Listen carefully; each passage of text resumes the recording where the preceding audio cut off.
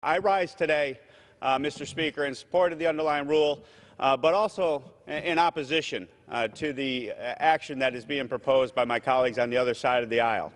But I will join them in one sentiment. I do believe there's an emergency crisis at the border. I do believe that the President, given the years and decades of delegation of authority from Congress to the President's office, has the authority to take the action that he is taking in regards to this proposed issue at the border.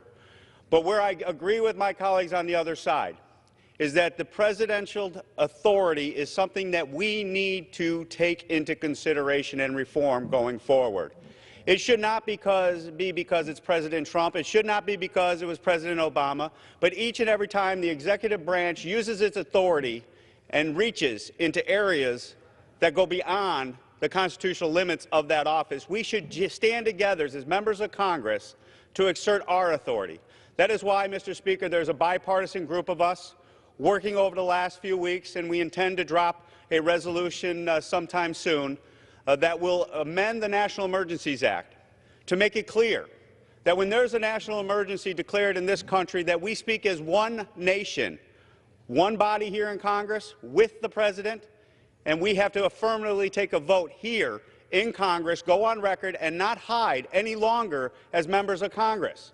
We should be held accountable by putting our voting cards in that box to stand before the American people, and when a national emergency is declared by the President, we have to vote whether or not guaranteed vote to see if that is something we agree with the President on.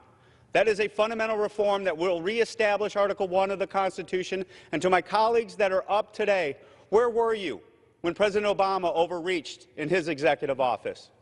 So I ask you to remember those days and stand with us that are looking to take on the root cause of this problem and reestablish the congressional authority that rightfully is contained under the Constitution. And with that, I yield back the balance of my time. Gentleman from New York.